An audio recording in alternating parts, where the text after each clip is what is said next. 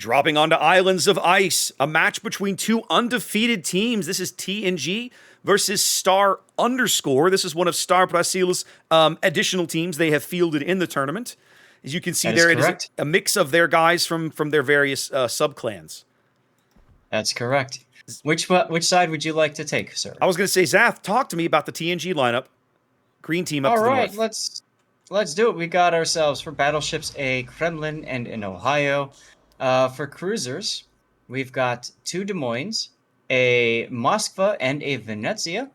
And then for our destroyers, we've got 3 of them, a Marceau, a Gearing, and another Gearing.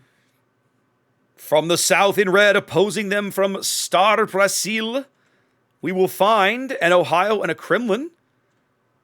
I love their camo, Zath. Zath, look at that. They're all wearing the Brazilian camo, Zath. Of course. That is awesome. I love Brazilian everything. pride. I love everything about this. Awesome. They are also one of the Venezias is not. They have an imposter, Zath. They have an imposter. Anyway, sus. Also looking at Des Moines, Venezia, Moskva, and Nevsky. Gearing, Daring, and Ragnar rounding things out for them. Both teams going for a bit of a split. It's 1 destroyer to mid, and we're looking at Kremlin, Ragnar, Venezia headed to C for Star, Ohio, Des Moines, Moskva, and Gearing headed over to A. It's not quite so even on the TNG side of the map. No, but it definitely looks like both teams are valuing A higher than C cap. Well, yeah, I don't know. In the off cap side, like we like to say, and when you play this map in ranked, let's say, right, where the A cap is the single cap, and the B and the C are kind of your gimme caps, right, on the right hand side of the map. It's a little different here in this map configuration, and I'm not sure that I necessarily agree with the idea that those caps are of equal value. Now, I will say that I'd like the idea, and this is what TNG is doing, of keeping the majority of their forces on the western half of the map. That row of islands that runs down the 6-7 line, right, really makes it a challenge. If you've got ships over at the sea cap that want to move in the middle of the board, you have very specific points that your enemy can plan for that you are basically forced to move through to get to the middle of the board. Yes. You have way more options if you're moving from A to B if you're coming from the west. Yes. And that's something I actually talked about in a recent Zap chat. I've started doing a series on my viewer request about looking at maps and talking about the maps from various perspectives. What a destroyer player sees, what a cruiser player sees, what a battleship player sees, and what a carrier player sees. And it's actually a lot of fun going through that. Yeah, that's exactly one of the things that I mentioned. So yeah, absolutely. We see that happening here as well. And Tony's got some daring torpedoes. Is he going to manage to dodge them? Oh, so close. Good ship handling. He does pull it off. Rodrigo's daring backing out of the middle of the board. And I think I agree with this play, Zath, realizing that they're going to pick up C. They're making a good push to contest A for now. Rodrigo basically kind of like, probably better that I just not be here just in case. Well, I mean, it doesn't help that he's on Des Moines radar still. Yeah. I hadn't realized he was radar. In fact, yeah, right. I keep forgetting. How do I before we start the next game, Zath, remind me to go turn that on for both green and red teams. I still haven't done that. Yep, you might have to do that, like I said, in a co-op game. So we can. That's fine. We should have time for me to hop into one real quickly and knock it out. So I'll try and get that done. Yep. And Harbinger's going to a place that I've mentioned before. It's in the Zat chat. It's a strong place, but it's also a bit of a trap because once you're there, you're stuck. Yeah, you ain't going nowhere. If you back up too far, you've got a battleship from the seaside that can smack you. And all this time, you're just being farmed. As you can see, what Harbinger's already down 25%. He's lost a quarter of his HP. What has he gained out of this? He spooked the daring out of the cap, but Rodrigo's back. So Rodrigo is back because he knows that basically with the Des Moines in that position, nobody has shots on him. Even if he's radared again, he doesn't really know where Antonius' gearing is, but it's a safe bet that he probably won't be taking too many shells from that guy. Now look at this. We've got a Des Moines and Moskva from Star Brazil in a cap, south of that island, both pointing different directions.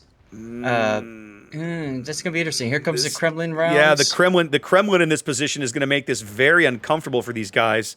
The Des Moines is Ouch. holding for now. He's about to reverse out to where Harbinger might start hitting him with AP. At least he would if I was Harbinger. He's got, yep, here comes. He's going to get 1, maybe 2 salvos in before Recruiter can move up again. Oh, that one fell short. Yes, And he it gives did. up. He gives up almost immediately. But Recruiter is nose to nose with a Gearing, and with a Kremlin. That's not someplace I'd want to be. Well, and look at this. They're coming down together, almost like Oh, massive hit. Over 20,000 damage out of that Kremlin salvo right into Recruita's side. He gave it just enough angle for those shells to come in his full pens. And he pushes back, and there's Harbinger with the Des Moines AP, and there he goes. Bye-bye. What a play. What a play. So I was just going to mention that. So Kremlin, of course, with these big guns, I mean, he just comes through and he can overmatch the bow armor of a Des Moines. He can overmatch the stern armor of the Des Moines as well. So, ouch. Took probably at least 2 citadels in the face right and there. Tony is trying to smoke up Harbinger's Des Moines to keep him on the board as he heals and continues his duel with Rafikar's Moskva. Under 6,000 HP, but trying to recover what he can. Is he in radar range of Rafa? He is in radar range of Rafikar if Rafa wants to try it. Right. I was going to mention it's a little bit late reaction to that smoke. I think he could have been smoked a lot earlier, and he'd have a lot more hit points if so. I agree, and I think they were really trying to hold on to the B cap because now they have no caps at all, right? A is contested, but I don't think that Star is going to be able to hold that forever, right? The Moskva's getting beat up. The Ohio is, I mean, they just can't hold this forever. They don't have the firepower to hold this forever. So at A, it's just a question of how long can Star hold on while the rest of the team flanks around. But of course, the rest of the team has to deal with a Venezia and a Marceau from TNG just harassing them as they go. Well, it's part of it is how long can they hold, and part of it is who can they take with them. Rafikar manages to dodge some of the incoming Kremlin fire that would like to have ended his game. Patriota now looking for a shot. There goes Harbinger. But Harbinger does finally go down from the strong Kremlin position in the middle of the board. He's over here on the 7-8 line, up on the E line, looking right in mid. Look at Patriot just casually sailing broadside to 4 enemies. Yeah. Yep. He's just like, lol. He punches the Moskva squarely in the nose. Yeah, I don't know if he could see. He could not see the Des Moines. I'm sure he would have rather shot the Des Moines Imperator Danny, but he can't see him right now. The next time Righteous pulls the trigger, Patriota's going out. I mean... Nope, Righteous just shot Rafikar's Moskva instead. Because he's already figured... Well, Rafa's about to take a torpedo, so that's over. Yeah. My point is Righteous, he's giving Righteous a shot he absolutely cannot give up. Even if he gets full pins in the stern, which looks like what's about to happen. Look at that. There it was. There it is. 2 quick kills. For the price of 1. 2 quick kills for TNG, and just like that, Star down 2 ships. Not even quite yet 8 minutes in the game as the A flank has basically folded. So now the question is, what can Marco do with his gearing for damage?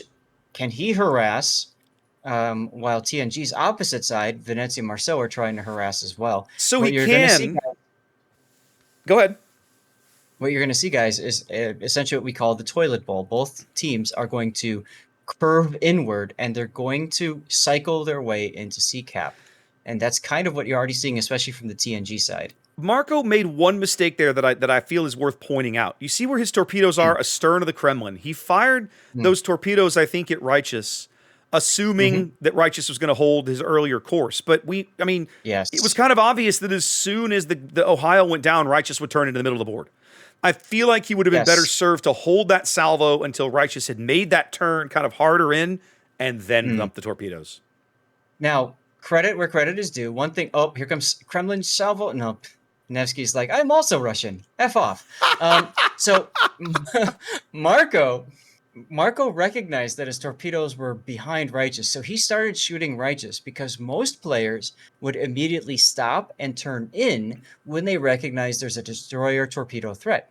Righteous said, nope, I'm just going to keep going broadside to you because I know what you're trying to do. You're trying to bait me. He was trying to bait him into making that move. Oh, a good Citadel there on the Nevsky. There's the Citadel on Kron's Nevsky. Yep. So now look at Rodrigo. Rodrigo is This is Ultra Mega. Oh, See ya. yikes. Now The conga line torps are out on Late Light's Ohio, and Late Light doesn't have a whole lot of time to react to this. I wonder how many of these are going to land. Late's turning in now. He's going to take at least four or five. He's take 5 of these. Ouch. That's okay.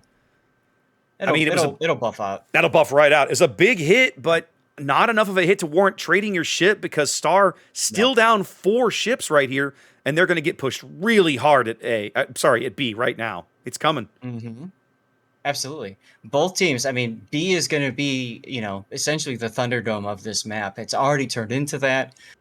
It's just a question of TNG, of course, having this huge advantage. Can they press that advantage, or is Star going to find some crack in TNG's positioning? I just don't see it. I mean, we're 11 minutes into the game. It's close on points, right? Both teams, they're within 6 points, but TNG has such a massive surviving firepower advantage, and they're about to lose their backfield Venezia way back on the 10 line. That's going to leave the guys in the middle of the board basically all by themselves. It's going to be it. It's about to be what? 8 on 4, a 2-to-1 ship advantage for TNG. I don't think Star's got a way back into this game, Zach. They're going to make a fight of it, but yikes. Look at the 10 line here. Wise God of Battle is wisely using the border to try to dodge some shells from TNG's Marceau and Venezia. They've realized that they don't need to worry about keeping both those assets into harassment mode. Now they just want to kill this guy, get him off the board.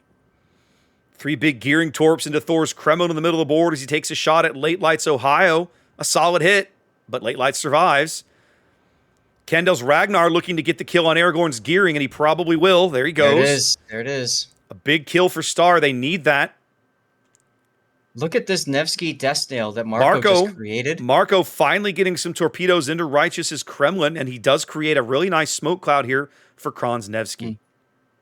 Yep, there goes that Venezia. Wise got a battle going down. Got some torpedoes out. We'll have to see if those are going to land on Momo. Looks like Momo is going to con his ship. Actually, those are slow enough, maybe. Are they going to pass in front of him? They're going to go in front. He hit the brakes. Yep. They flew right by. TNG out to a 3-ship lead, about 90 points and growing on the strength of their cap advantage. It's going to get bigger here in a minute when Thor's Kremlin goes down. That should happen in moments. He's driving forward into Late Lights Ohio, who he can see, and Imperator's Des Moines, who he can see just now as Imperator opens fire, but it's too late. There's the fire. Yep.